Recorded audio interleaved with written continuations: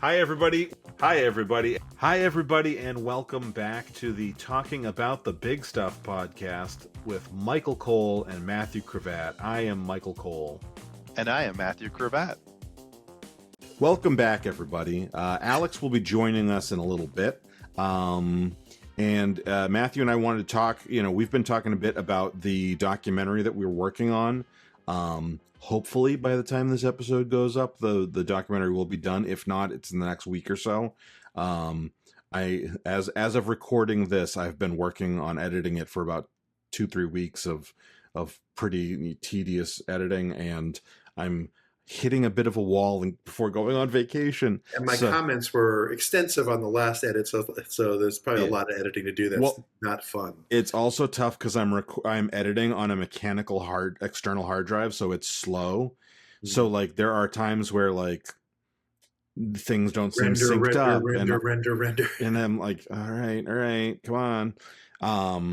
And I literally had said to Sarah, I'm like, maybe I need to get like one of these 4 gig externals and just edit on that and then move everything over when I'm done, because I think it will like, I need that anyway. Like that's an important thing I think for me to have as far as when I'm working on these projects. And this could be like fine for holding stuff, but it shouldn't be edited off of. I'm learning, especially when we're talking about 4K video quality. So. Yeah. All right, so tonight we're going to talk... What is the name of that documentary again? Get Schooled, The Burden of Education in North Carolina. So we wanted to do... I wanted. I don't know if Matthew wanted. I just speak for him. It's fair. I wanted to do an episode where we got to talk about the things that we learned about education in North Carolina and our opinions. I learned education's not possession. So I learned not to lose control. The stuff that like we tried to make a documentary that would help the problem that was as hands off from us as politically as possible. We're just like, this is what we need to get done. Like, this is important. I slipped a little bit. Yeah, and obviously because we weren't able to get every single person that we asked to interview to actually do an interview. There's a bias.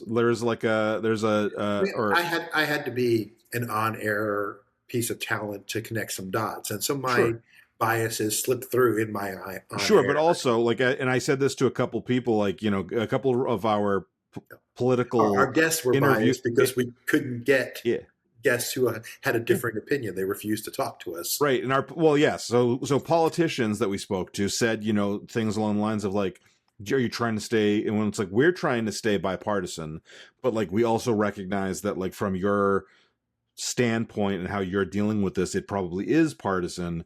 And we haven't had any luck. Sorry, Alex, we had to get started without you just so that we could stay on time for the second episode to record. Yeah.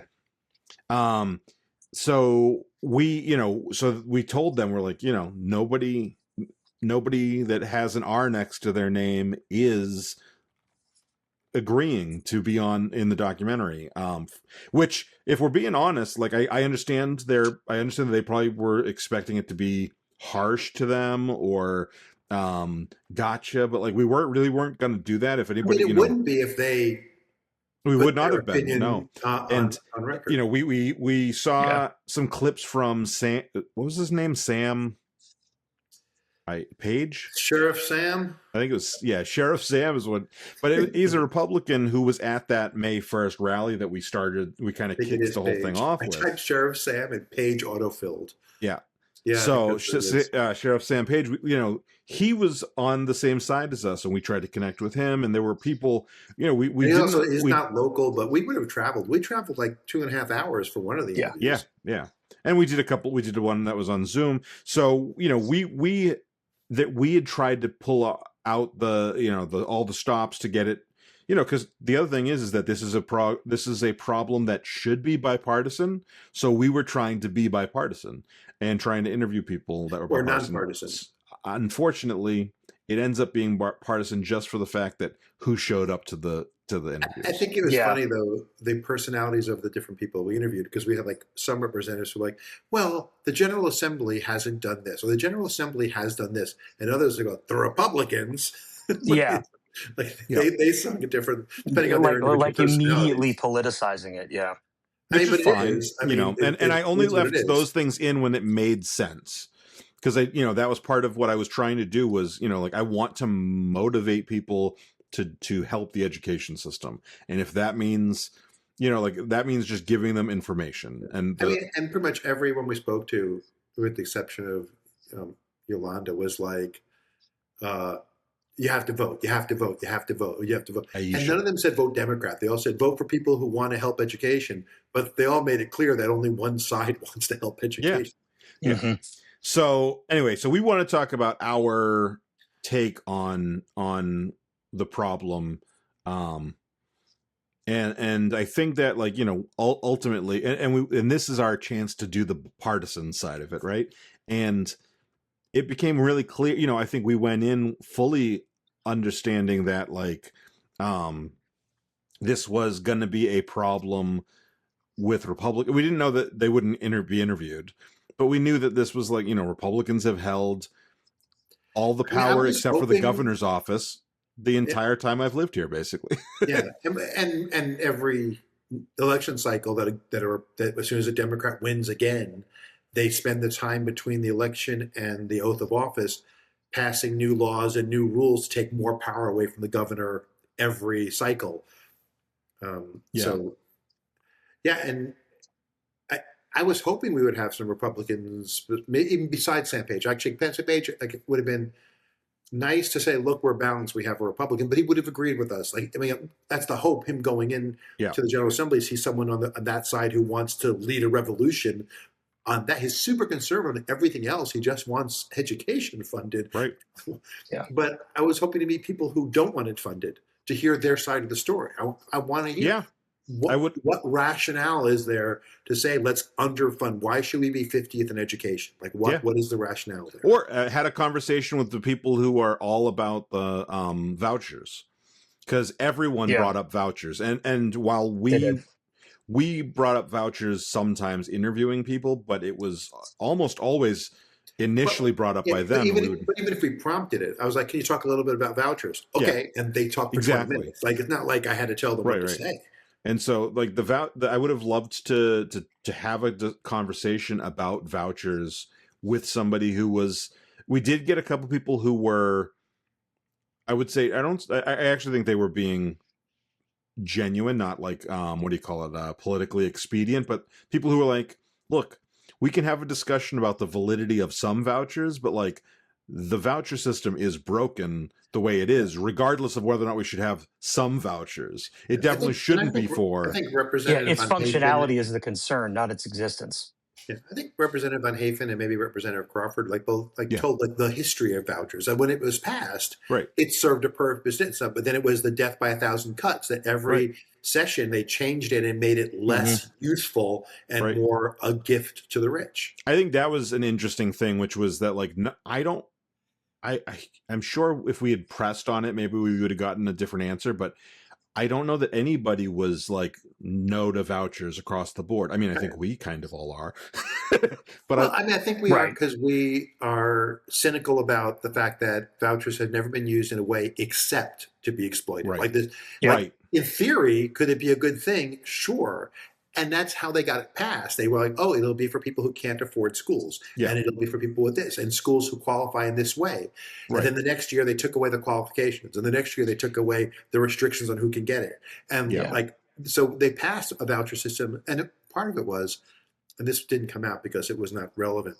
Yeah. When the first year or two the vouchers were in, they overwhelmingly went to Islamic religious schools. Like, that's who, overwhelmingly at first.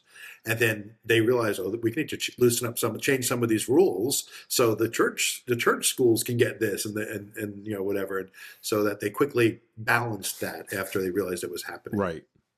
So one thing that I think was interesting that you and I, Matthew, had talked about this. I don't remember if Alex had been in on that conversation, but we talked about charter schools, and there's been a lot of people individuals who talk about charter schools really positively. There's been some really negative stuff in media in the last several years, and I think we kind of were like, we don't know, and we had heard like a bit mixed bag. My brother worked for a charter school for years, and from his specialized in special ed kids to give them personalized attention, and it was at risk, and it was lower income communities who they were serving. Like, so I'm like, it doesn't fit the myth that I hear when people are complaining about them. Right. And that was interesting too, to find out that, again, he's in California, the bluest of the blue. So the rules are different there. Yeah. Well, we talked to Representative Sarah Crawford about those charter schools, and she kind of said, like, there are some really great ones, and they have some real big benefits to not just the students that go there, but sometimes the public schools that are nearby, because they can share resources. They try out different kinds of methods. And I think it was similar to the vouchers, like a death of a thousand cuts. That right, the initial program was really well done, but now it's a free for all. Right, and she said there's no restriction on it. There's no safeguards on it. And I think also that when you talk about like the kind of charter school you said your brother works at, and she mentioned similar, that is a good reason for vouchers, I think, too, is, this public school doesn't have the capability to deal with special education the way my child needs. And I'm not talking about like the very basic stuff that I was in certain special education stuff. Alex, but I think you don't need the voucher program for that. Like, that should be a different program. Yeah. Like, if your child's needs can't be met in the public school system, and there are schools that can help, that should be a different program that supports that. That's not the same as I want my kid to go to a private school just because I like the small class size and better education, but I can't afford it. Help me afford it. I don't know if I even like that to begin with. Totally different conversation. But that's what the opportunity vouchers were originally pitched as. Now they're watch the documentary. Watch the documentary. But now millionaires are getting those vouchers. People who are already in the schools are getting them. There's not people who are already going to go to school. And there are schools, private schools, not all of them, but there are some who, they're like at the national schools, there are multiple states. In the states that have vouchers, they raise their tuition, the amount of the voucher. To meet it. Yep. To meet it. So like in North Carolina, the tuition goes up. In Virginia, it didn't go up because they're just getting the vouchers are going directly to the school. So not even the rich parents are saving money. It's just handing money to the owner of the school, whoever that is, whatever corporation that is. Right. One thing that we didn't get into at all with anybody, and I kind of didn't think of it until fairly recently, was the education lottery. Like how the lottery works. Because I know that they always clearly it's not funding the schools directly enough. Right. And that was where that would have been interesting, because I know, again, I didn't grow up here, so I don't really know the structure of everything here, but I know that like my dad used to bitch about it all the time, where Massachusetts, when they finally allowed the lottery, it was an education lottery. Yeah, it is an education lottery here theoretically too. Right. But then in Massachusetts, they would like, okay, well, education's doing okay, so let's like use that money for this for a few years, or use that money for this for a few years. I don't know. Clearly North Carolina schools are not being funded, but people are playing the lottery. So and the lottery, and I don't know how much those numbers are, but the lottery seems like the jackpots have been growing over the last several years. I don't want to go on record with this as a fact, but let me say this is my recollection. My recollection is they reduced the amount of money they were putting into the education budget previously from state funds by the amount the lottery brought in. Like, so if they were paying $10, that was the budget coming out of the General Assembly. Yeah. And then they did the lottery and it made $5. They said, oh, cool. The General Assembly will only put $5 in the budget now because $5 is coming. So that the education lottery did not add money to the education budget. It just changed where it was sourced from, and they had more money to do other things with. Yeah. I don't know that's 100% true, but that was the criticism I remember being levied at it years ago. That seems like a reasonable guess, and also like that's one of those things that's really difficult to have a legislative block on, like to say like, hey, you need to fully fund this, and then everything the education system or the education lottery takes in can go towards arts programs, special ed, anything additional that to enhance those. That seems to me like it would be almost impossible to legislate. How do you prove it? Well, we're not lowering the budget. We're lowering it because we don't need that much anymore. Yeah. And we should say, dear listeners, the main focus of the podcast was the North Carolina budget. Like North Carolina has had a budget year. They just passed a budget that the budget hasn't fully funded education since like the days of Governor Jim Hunt. It's been decades since we've properly funded education. That is a long time, man.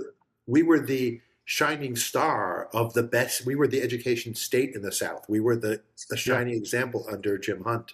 And slowly that was whittled away. And for higher education, we've got a lot going on. But but for how long when the students were turning out? When the student body is just for it. Yeah.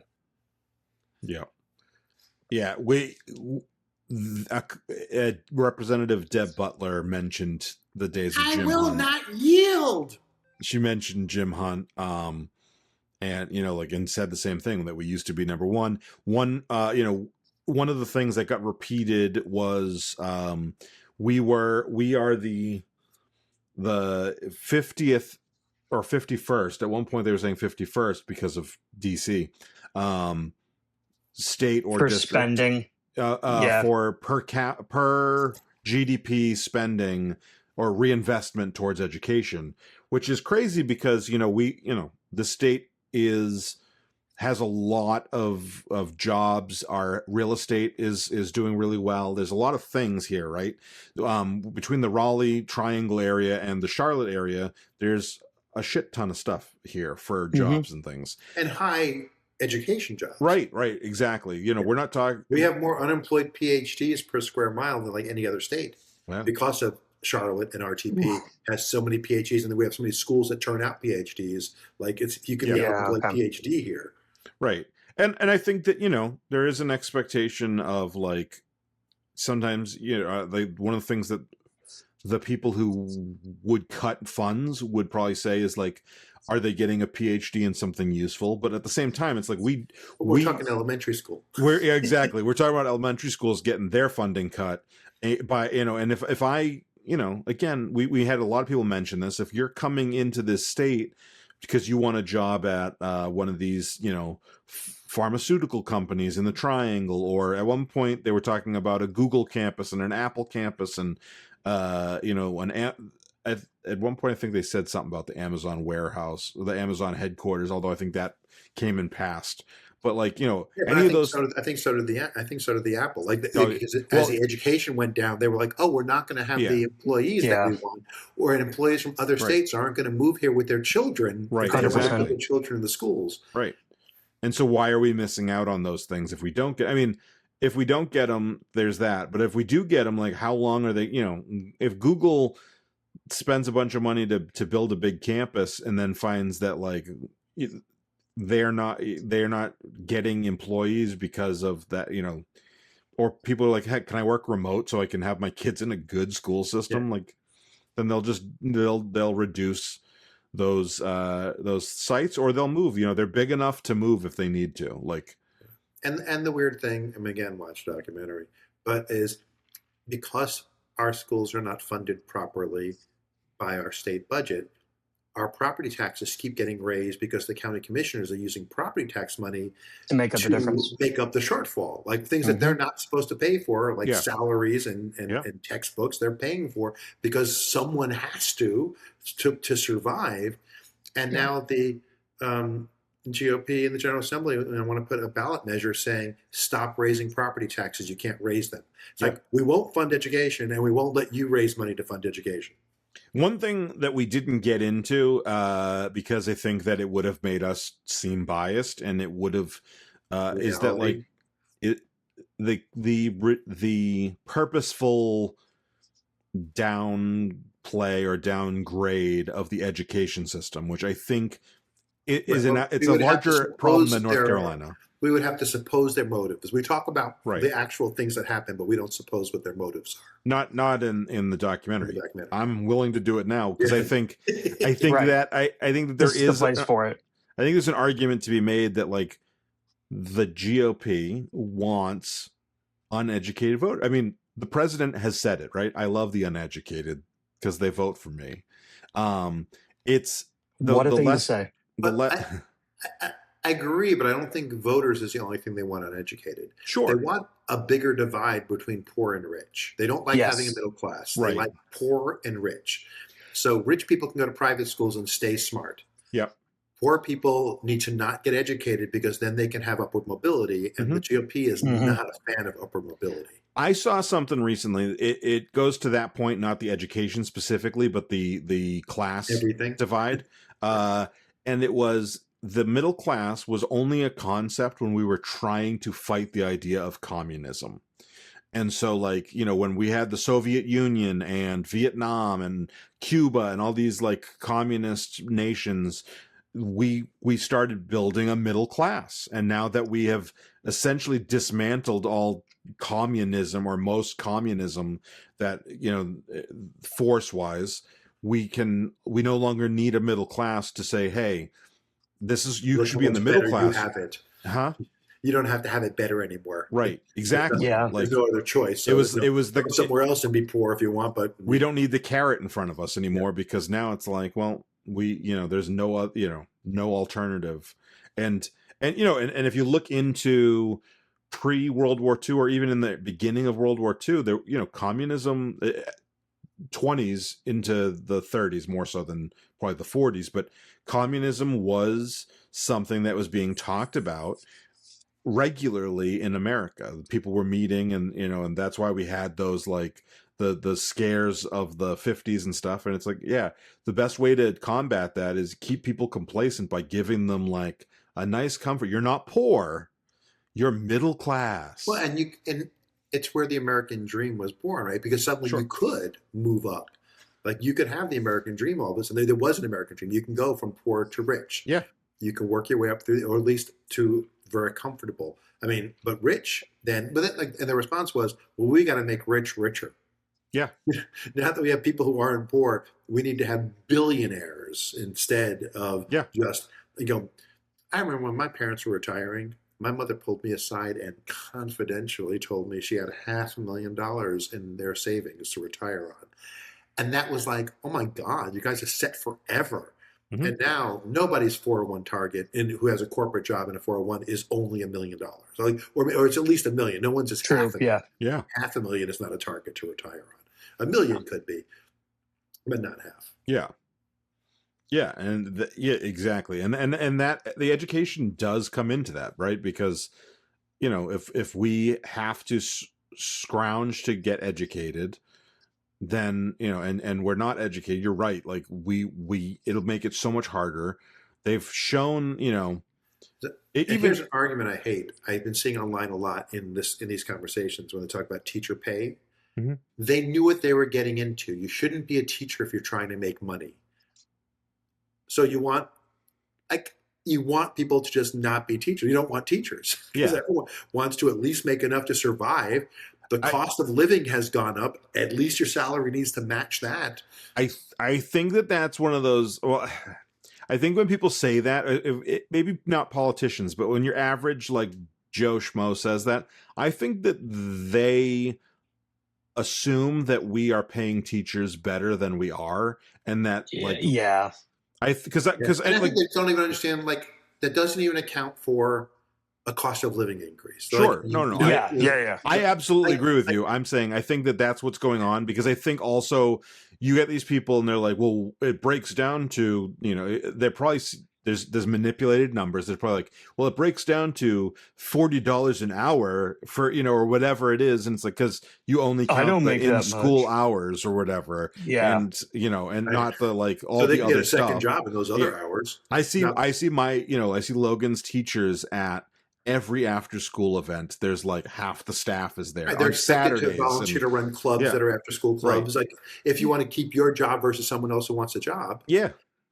And they're and it's one of the interesting things is that there are people a true statement that they take and they say that's a reason they shouldn't expect to get money, but I think it's stupid, but they're right about the reason, is that how do you can't get promoted as a teacher and be a teacher. Yeah. Like you can move into administration, be a principal. But I'm a math teacher who wants to be a math teacher until the day I retire. There's no senior math teacher, level 1, level 2. You're just a math teacher. Yeah. And so how do you earn more money? Like it is truly not a career where you go when you can say I'm going to make more money, unless there's regimented every 5 years, your salary goes up as if you were promoted in a corporate world. Right. Like to reward the experience and the knowledge that you probably do your job better because you've been there and you're doing it. Like that's built in because there is no, well, I'm going to try to get a job as a senior manager in the next department over. Like that doesn't exist. I think that's a capitalism problem too, because I think that there's lots of jobs where it's like, why do I need to move through ranks? I like, I think that when it comes to the trades, when it comes to like being an electrician or something, I think that it's like, okay, you become you get to that like level and then you just make a really good fucking living, whatever. Yeah. But like, there were jobs that I've had where I'm like, I would just really want to get good at this job. I don't want the job above me. And like, I am very valuable if I can get a friend who used to say that whenever we talked in the corporate world about here's a new program to work on your development, here's class you could take. She was like, I'm an artist. I do the art on the brochures. That's all I want to do. Yeah. There's no class you can give me here that makes me a better artist. Right. Like my training is my training. You're not making me better. You're just wasting my time. Yeah. You make me take a class and now I'm behind on my work. Right. And it also like assumes that, that mentality, we've talked about this before in more corporate ways, but like what makes a good principal doesn't necessarily make a good teacher and vice versa. Correct. So like, I don't know, like, we talked to a principal in the documentary. I don't know if she was a teacher. It didn't sound like she was. She said something about being a nurse. It was her second career. It was her second career. She may have come into teaching for a little while and then moved into. And we talked to people from her school, and she seems like a very good principal. But she wasn't a teacher to get there. There's also teachers that I think Logan's school. I've met a bunch of his teachers. He's had some good teachers. There's been teachers that he hasn't had that were great, that we just see are great. Mm-hmm. I don't immediately go, oh well, they should be a principal. Why haven't they become a principal yet? Like his teacher in 4th grade. You don't see that as like the next step that they move on to is principal, because it's a different skill set. My son is a programmer, and he was saying how you get to a point where you have to decide what direction do I want to go. Do I want to be a more advanced programmer who works on harder projects, or do I want to go into management and manage people? Yeah. Like you don't find a director who also does coding anymore. You kind of give up the coding, because if you understand the process and the people and the workload, like there's skills that a programmer has that becomes good to be a manager of programmers. Yeah. And move up the thing, but you have to decide which way do you want to go. Do you want to program, or do you want to keep programming and coding, or do you want to be in charge of people? Right. And the loftier positions are the ones that you're always in charge of people in. It's not you're just that much better at doing that one task. But he goes, on the middle level, there's both though, because there's like that's true. Like he became a senior staff engineer, and a staff engineer gets paid what a director of a department does, because they want good staff engineers. Yeah. So they do have the salary structure that matches to a certain extent. But even like my friend Susula, the artist who didn't want to take other classes, at my corporate job, we got a minimum 3% salary increase. As long as you were meeting expectations, you were getting a 3% salary increase every year.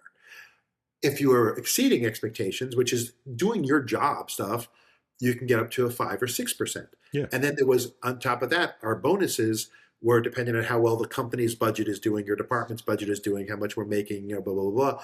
And I worked for pharma. We can get $25,000 bonus, even like in her support role. She can get $25,000 more than her, $1,000 to take home as a bonus. So her salary was increasing every year. So there was the cost of living increase, and then there was like potential merit increases, like 2 different salary increases she could get a year, plus the bonus every year.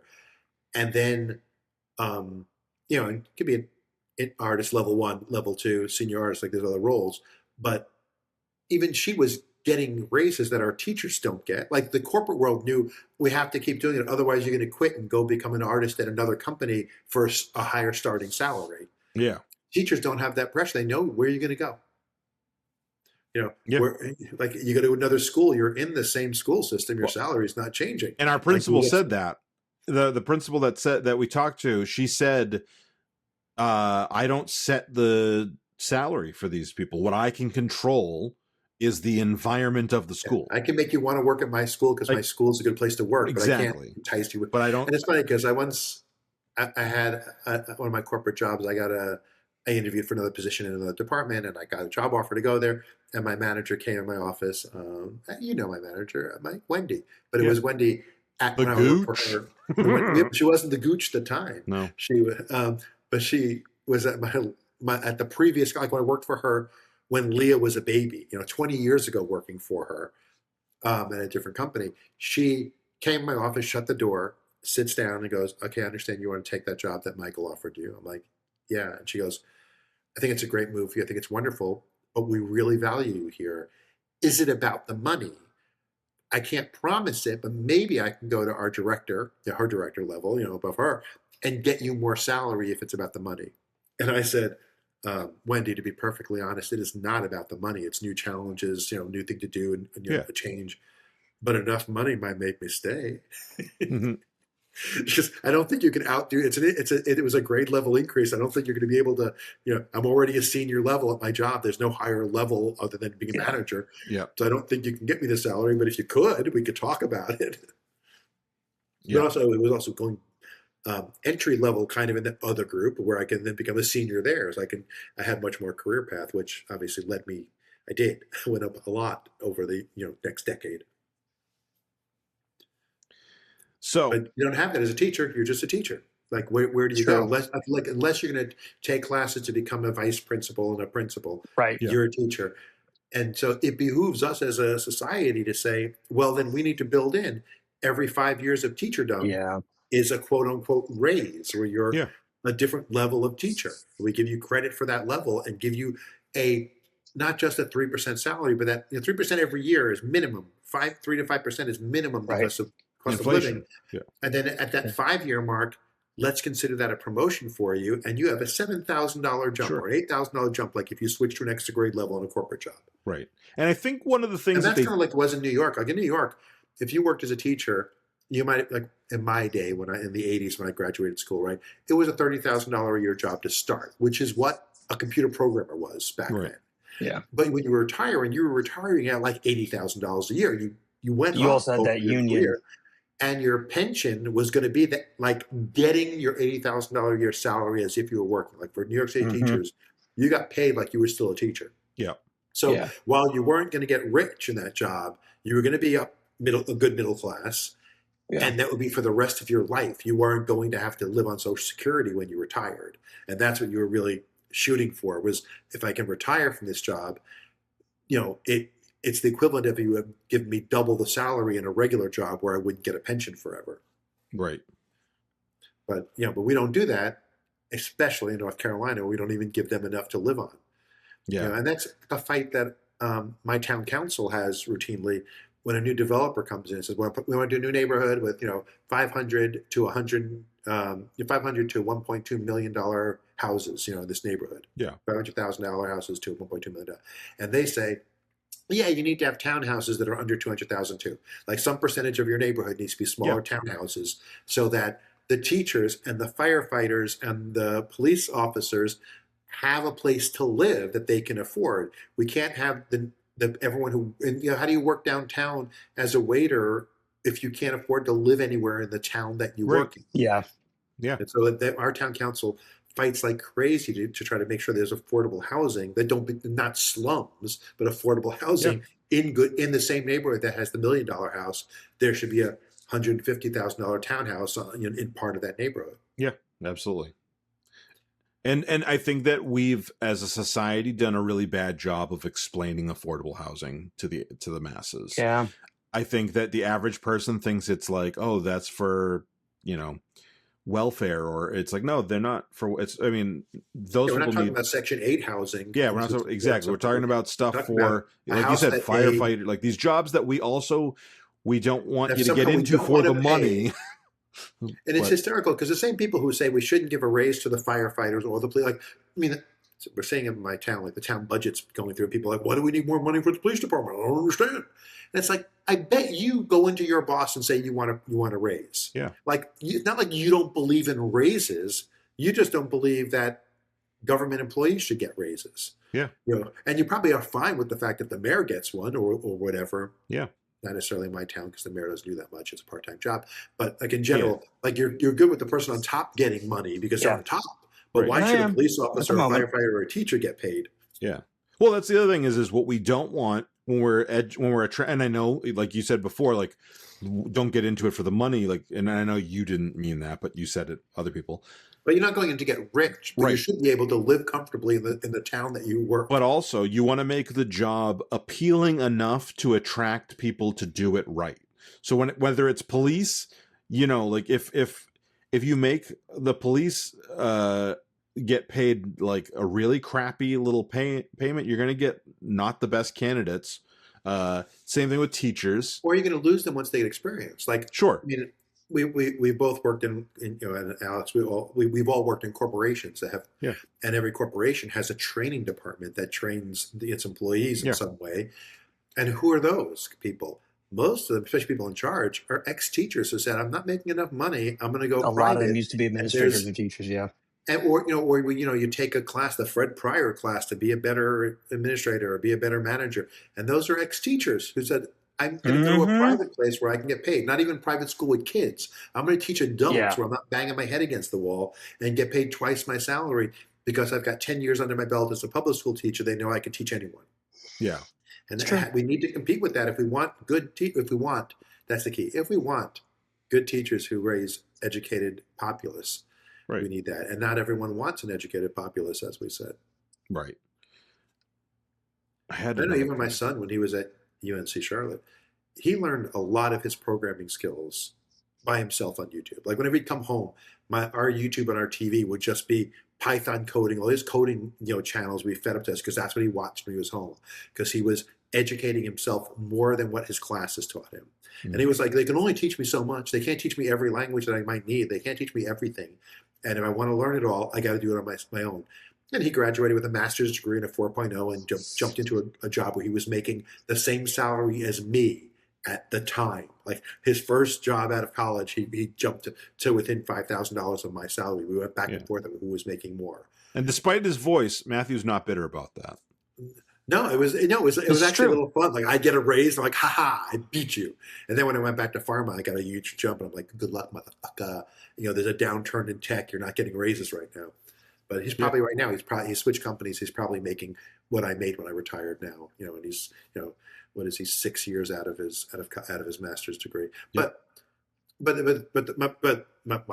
point is, he had to learn on his own, and we're expecting now our high school students to do the same thing. Like they don't have enough resources for them to learn it all in school. And so there are parents, especially those with the privilege of being at home with their kids, to say, well, if they study extra at home and you tutor them and you make sure they're doing this, they can do this and they can take tutoring outside of school. And it's like, yeah, and that's another class thing. You're saying, well, upper middle class can afford that, so lower middle class is going to be left behind. Poor will not make it into middle class. Right. Not everyone can do that thing that you're just saying, hey, your child can just learn by themselves after school. Yeah. One of the things that I've always struggled with is and I think like when people get called out on the hypocrisy, but like, I think like if we don't want people on welfare and and all these different things as a society, a good way of doing that is education, getting them good jobs, making the minimum wage something that's livable. And there's all these we don't want them on programs. Of course we don't want them we don't want the programs to exist, but we don't want them to have the money not to qualify for them. Yeah. We want them poor. And I guess that's true. That's the point, is like, yeah, they're like, we want them to, really have to scrounge forever to. It's the same as immigration. we're the same people who say, I only want illegal immigrants rounded up. It's only illegal immigrants. And then you say, well, what about these people who were here legally and the government changed their status? And then, they weren't legal anymore once they changed the status. Like, but they did nothing wrong. They were here legal. Yeah. Like they have no problem with getting rid of the legal status. And they're then saying, paying well, now they're not legal. taxes. Yep. Yeah. And they're paying taxes. So one of the things that we talked about when we were going into the documentary, before we really got started, was You mean Get Schooled, the burden of education in North yes, Carolina? I do mean Get Schooled, the burden of education in North Carolina. Alex, your flavor text should be in North Carolina to match ours. Yeah. Flavor tag, is that what it's called? Yeah, Flavor flavor text. text. Oh. It's a video game term. You look at your- not video Subtext. game. Flavor text. Yeah, same idea. Yeah. Anyway, so one of the things we talked about was the fact that even in, like this is a fight, even though it's a North Carolina specific fight at the moment, it's a fight that we've been hearing about for 20 to 30 years, across America.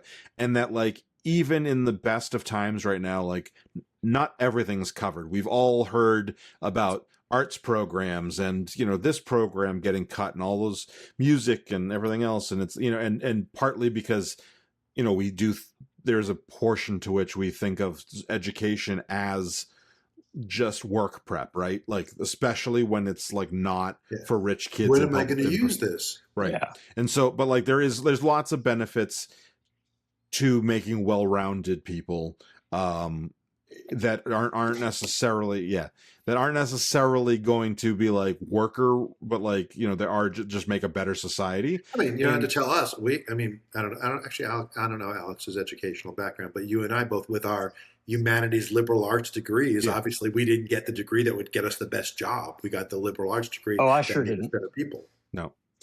And yeah, Bachelor's degree in restaurant management does not go that far. Yeah, but at least yours was job oriented, where Mike and I have English degrees. I have creative writing and fiction. Like, they're not degrees that are made for. Like I luckily was able to like excelling apply mine to marketing. That I'm a storyteller and I could do marketing with my storytelling. But it's not a degree that yells, "I'm in it for the money." Yeah, Alex, your bachelor's is more useful than my master's. So, so anyway.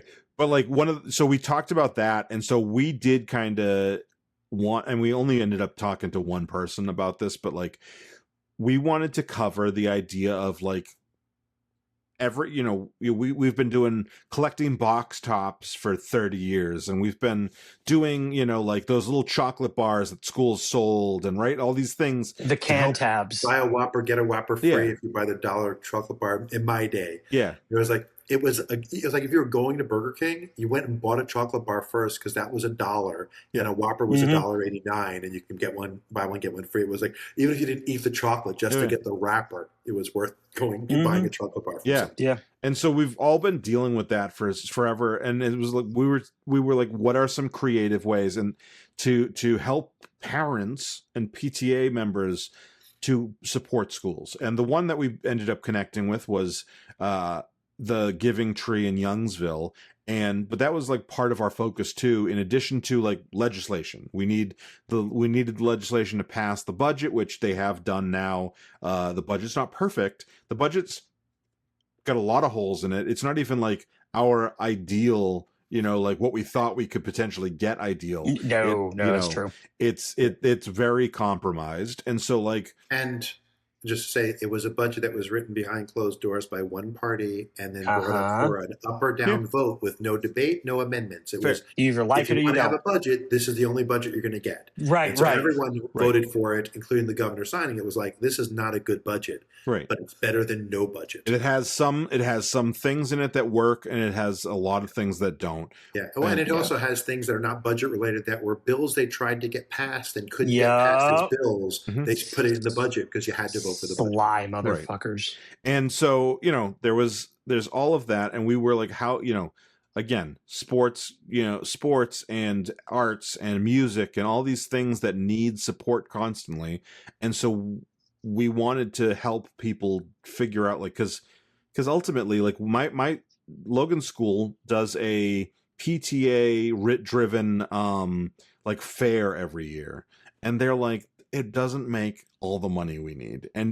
And I've been to it 2 or 3 years in a row now, and it is like you end up spending like $50 so your kid can get all the tickets. That's not including if you buy shirts or candy, or that's just so they can get on the inflatables, which I'm sure the inflatables are discounted by that company or whatever is, or they're donated for or an donated, in-kind and the donation that pizza they get is tax credit donated for. from Johnny's Pizza, you know, and all these things, and that money is not enough to do everything. So like, what are smarter, better ways to do that? And we've, you know, and so Aisha Pandy, who was our contact at the Giving Tree, they were doing 90% of their money, the money that they make, or the profit, 90% of the profit was going back to schools. And again, and that the interesting and that was part a couple there, $100,000, you know, on the high end of some of the schools. Yeah. Yeah. And the interesting part of that too, for anybody who would think that we are just worried about public schools, is that like they were helping any charter, public, or private schools in the area. They were just like, we just want to help schools. Like we're giving, you know, you pick where you want some of the money to go. We'll split it up to go there, and you know, and that's a great way of, you know, they said 50,000 last year, 300,000 over the last several years or whatever. Yeah. And like, that's a ton of money, you know, for some of that's a teacher's salary. Nothing for a state budget, but a ton of money for these small schools. Right. Yeah. And so like, we need, you know, that was our hope in doing this documentary, was to help inspire people to really just help fix these problems. Getting involved is the most important part of the whole process, right? Whether it's voting or it's just like actually looking up, like, oh, my person that's running for, it doesn't have to be state rep or whatever. It can sometimes be, you know, the school board. You know, we didn't get to interview him on camera, unfortunately, but we met with Tyler Swanson, who was the school board person for part of Lake County. School board person. Yeah, representative for your district. Yeah. And like, we, you know, get to talk to those people, and you know, we've been saying it on the podcast for a while, right? Like, well, Matthew's been saying it, and we've been saying, yeah, Matthew's right. Yeah, Matthew's right. Talk to your elected officials. But like, yeah, it was very easy to get all, you know, to connect with a lot of people. Only a couple of the people we spoke to are we part of their district, you know, or are we their constituents? And only for that, really, because I have more connection with some, like people like Representative Van Haven. I was able to call up on her personal phone and say, hey, we want to meet with you, you know, make sure your admin, you know, your legislative assistant makes it happen. But most of the others weren't, you know, weren't our people. Some of them were Wake County, because that's who's here local that we could reach, but they weren't our part of the county. Right. But Brittany Newton was really responsive, and she was what, 2 hours away, and she was great and super responsive. She's a candidate. Butler's from Hanover County. Yeah. And that was the, you know, with her, for example, I reached out to, that was one thing I tried to do with candidates, was I tried to reach out to both sides. You know, like I reached out to her, and I reached out to her the incumbent that she's challenging, and you'd hear back. And I did hear back, actually, I did hear back from one Republican who said he just didn't think he could make the time frame that we were looking for, because I asked for July 15th, and I sent the email out on like July 2nd or something. And so that was a tight time frame. And I think it's funny when you look through their legislative assistants on the thing, a lot of them are the same last name. So it's like either an oldest child or a spouse. They're spouses, like, and Aaron Pare's husband is her assistant. Yeah. And so like, I will say, like, that to me rang 100% true. It was also, I emailed them on Friday the 2nd or whatever, and then on Monday the 5th, they were announcing the budget had to go to vote. And so like, it was busy. Yeah. Like, and a lot of them were right after that budget. They were like, I'm out of here for a week. Like they've been working on stuff, and they took vacation. Because there's someone that I've been trying to reach for, you know, my other political purposes. And it was like, out of the office for next 2-3 weeks. And like today was the first day back in the office for a lot of people since the budget.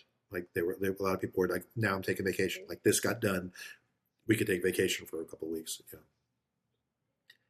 And so you're talking about a couple of times about programs that don't get funded and could get cut. If we were filming more interviews for another week or two, I ran into at Costco Jacob's old German teacher. Yeah. And he's my age. So he can see 60 coming in just a few years. And he's like, I don't know if I'm going to make it as a teacher till 60 because here's the insidious thing, not just lack of budget, but the school governors of the was it UNC, like the I forget what the word is for it, but the UNC Board of Governors, I guess, Okay. like for what okay. the state schools require to get into the school, have taken foreign language out Oh, of it's the like not barb. Yeah. So they're taking foreign language out. So suddenly kids are like, well, why should I take a foreign language? If I go to school in state, it does me no benefit to take it in high Yeah. school. And then he teaches German, which is one of the less taken foreign languages. Like if they stop taking German, they might just fire me next year. I'll be a Yeah. year away from getting my full pension and not be able to get Ooh, my that's pension harsh. because there's no need for German in the school. Yeah. Yeah. So Yep. he's like on pins and needles. Like he goes, I don't want to retire at 60, guys. I have no desire to retire, but I Mhm. want to make it to 60. So when I do retire, I get a pension. Yeah. Yeah, that's frustrating. So he would have been an interesting interview, except I ran into him like after we stopped. We were editing. That's when I ran into him. So my experience filming the little bit of it that I filmed, but going through the editing process is that I've always looked at educators, and I come from a family of educators. My mom, her father, and members of my dad's family as well. None of them are in it for the money. They all have this, I want to be a genuine change in someone's life, or I want to enrich someone's life. It was always that demeanor when I was looking at the people that y'all interviewed. There was always something, this person seems to have such a noble intent with what they're doing rather than it just Yeah. being a little bit slick or a little bit sly. I get to help people, but it's really lucrative too. Like no one ever felt that way. And the teachers that I know, even the ones that are paid well, no, they take this shit seriously. Like teaching is what they want to do. So these are the kind of people that are shaping our children now that are going to take care of our old asses when we need care or when we need a policeman, a fireman, any kind of skilled Get trade. my order right in the restaurant next time. Yeah. I will say, And the thing is, they shouldn't have to live in poverty. Like not wanting to be rich is There one it is, thing. yes. You shouldn't have to live in poverty to do it. Great. All right. And I will say, so as Logan's parent, Logan is going into 5th grade. So he's had kindergarten through 4th grade. He's had 5 teachers. 3 of his teachers were under the age of 30, 2 of whom are no longer teachers since he's had them. Then the other 2 teachers, one teacher still, she loves it, she's still in it. And then the 2 other teachers that were over 30, both of whom had adult children, are still going. Now, I assume that they got, if their kids were probably both in their like late 20s, or at least, so they've probably been teaching since it was a different thing, back in the Jim Hunt era, and like back when it was, and so they got in when it was good and have stuck around, and there's a bit of a sunk cost. I've been a teacher for 20 years. I'm 10 years away from pension. Sure. Am I going to start over in a new career now? There's and it that. might be economically sound for them to do it, but it's still a hard thing to do. Right. Well, there's that, but there's also like speaking to Alex's, like, I think they do it for love of the game kind of thing, as well as like you had to have at least a little, like there's a certain extent to which love of it is not going to get you through everything. And so like they got there during better times. They got into like that. Whereas like I said, 2 out of the 3 young teachers are not teaching anymore. Because it wasn't worth it for whatever reason. Yeah, I have friends and in a 5-year period to Utah so. because they were teachers who loved teaching and they wanted to have a child. And like we cannot afford on a 2-teacher salary in Durham to raise a child. Right. Yeah. So they moved to Utah because the salaries are better. And then Salt Lake City, they were able to have a child on the same jobs, just a state that gives a little bit more money to their teachers. They didn't get rich; they just got a normal salary. And when you look at those teachers, the age gap, like you want both. You want the young teachers, some of whom will wash out under any economic situation, right? Some will That's wash true. out because they'll be like, it's just not right for me, and then but some will stay. But you want the advanced teachers who've been doing it for a long time, because there is a mentorship thing that goes on. Like we saw it with one of Logan's teachers was mentored by one of the other teachers, and they look up to each other. And if you ever watch Abbott Elementary, which is a great show, and I think is probably pretty accurate in its dynamics, maybe not in its exact things, but like is that like they all look up to Barb, and there is that like there, and Barb knows how to, this new technology is great, but here's what happens when the power goes out and we can't use it, or here's what happens when this happens. And so there is like that benefit. And one of the things that we heard about constantly was the budget is the way that we had teacher pay determined is getting people in the door, not keeping people once we get them. And ultimately, yes, we have those teachers right now who started in the Jim Hunt era and started in a better time.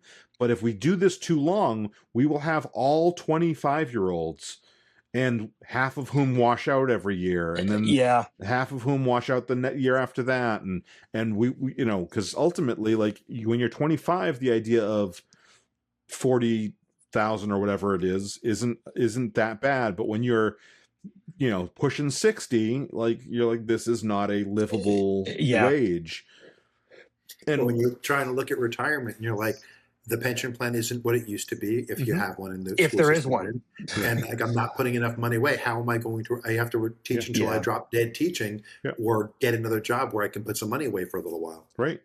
And I know that like some teachers, like my aunt is a teacher. She had summer jobs the first several years that she was teaching because she didn't have kids and and all that other stuff. But like ultimately, like you don't want teachers having to have a second job the whole time. It's okay at the beginning if they're like, everyone starts out a little house poor, right? And so you're like, I want to get a summer job because it'll help me get a new car, after my high school, college car not working for the summer is a perk, but most teachers have a second job. Right. They don't get the summer. Right. That's why year-round schools was tough for some teachers, because they were like, I'm teaching the same amount of days, but I can't get a summer job now because they're taken up already. Right.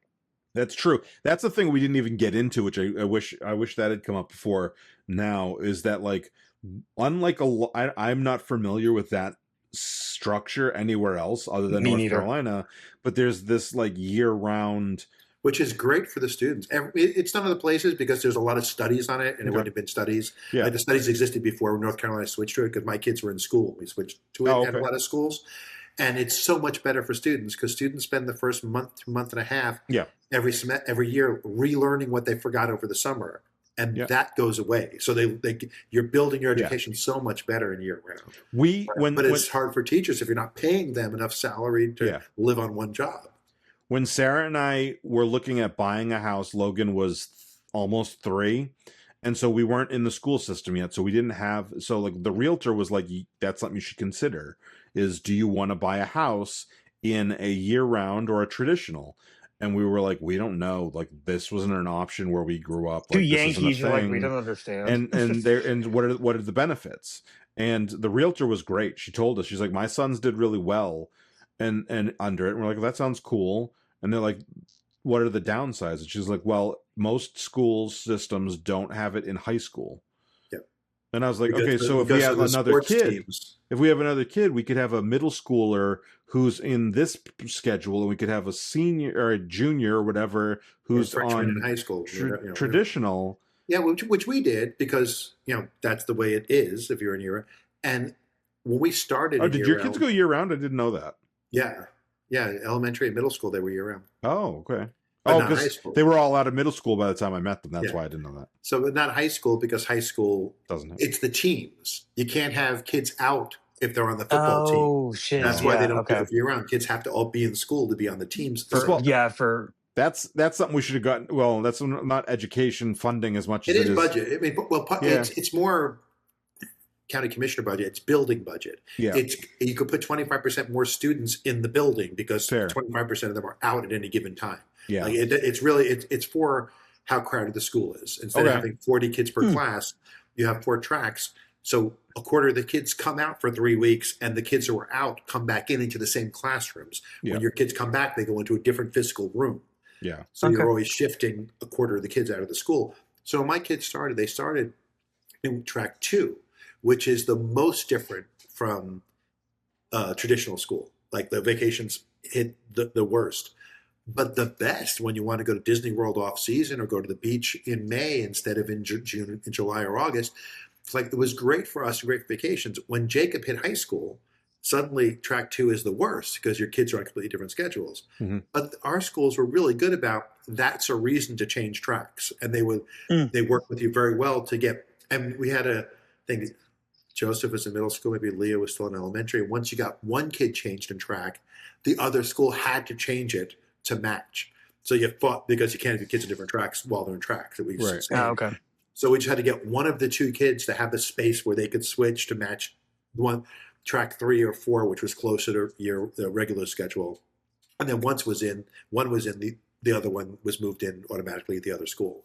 So it worked out fine for us. I mean, it wasn't exactly, because it's still year round, but it was closer that their 3 weeks off for the summer wasn't in May, it was in July when Jacob's 3 weeks, when Jacob's summer was off. So you can take a summer vacation because those overlapped. Where in track 2, it didn't overlap at all. Like it only overlapped on July 4th, Christmas, Thanksgiving, when everybody was off. It didn't. Right. Jacob loved it because there was no time to make up snow days. So the way they made up snow days was you went on Saturday. But when you went on Saturday, it was just core classes, no electives. And Jacob was, a geek.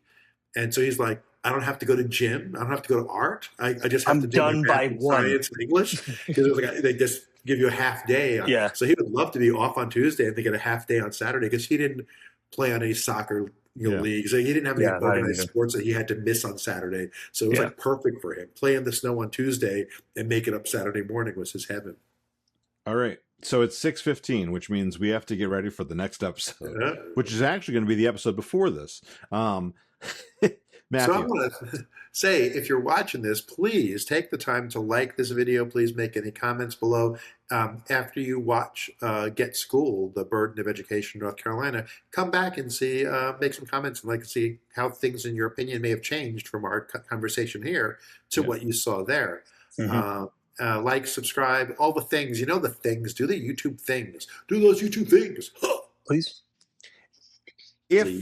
If for some reason this episode comes out before the documentary, which is watch a 50-50 this episode chance twice. right now, I will put a release date for sure in the show notes, which you can check below. If you haven't already, like he said, go check it out, go like and subscribe. But also, we've been working real hard to make the podcast, to make this documentary. And if you wanted to, you could go to patreon.com/talkingaboutthebigstuff and you could give us $0, $1, $3, or $10. I prefer the numbers versus the 0. I prefer the numbers, but the support is whole support, numbers. and we appreciate you no matter what you're able to do. And if the reason you're giving us 0 and you're just subscribing to help us algorithmically is because you're helping out in your school, then we're fine with that. Or if you're helping a candidate who will help your school, we're fine with that. Yeah. But ultimately, for $1 a month, you could help us out, and that'd be great. And you'll get the episodes early. For $3 a month, you're getting extra stuff, and for $10 a month, you're getting the whole pre-show conversation. The shebang. The whole shebang. Yep. But anyway, thank you very much. Matthew, do you have any last thoughts? I just want to say thank you for being here to talk about the big stuff, and more importantly, to be here to get schooled about the burden of education in North Carolina. I've said this a lot of times, everyone. Yeah. Get schooled about the burden of education. Yes.